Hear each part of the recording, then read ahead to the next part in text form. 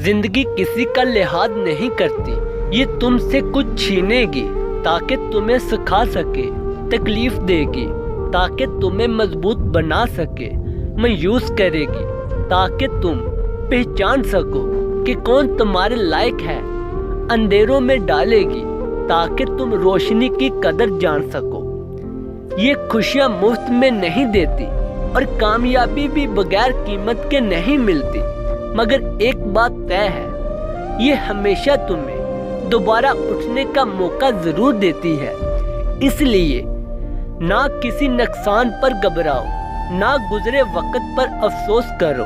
شاید درد میں کوئی حکمت ہو، تاخیر میں بہتری چھپی ہو، اور ہر اختتام ایک نئی خوبصورت شروعات ہو جس کا تم نے کبھی تصور بھی نہ کیا ہو۔ اے رب، ہمیں راضی کر، ہم سے راضی ہو جا۔ میں دعا کرتا ہوں کہ اگر آپ راحت کے ایک قطرے کے منتظر ہیں تو اللہ آپ کو اپنی رحمت، آسانی اور لامتناہی برکتوں کے سمندر سے نوازے، آپ کا دل سکون سے بھر جائے، آپ کی پریشانیاں امید سے بدل جائے اور آپ کی زندگی اس کے ہدایت کے نور سے مزین ہو۔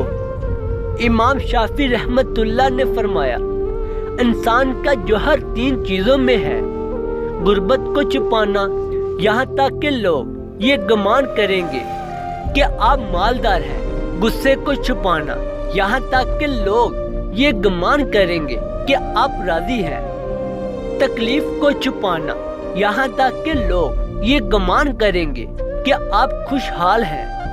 اے میرے احباب، اپنے زخموں کو عام نہ کریں۔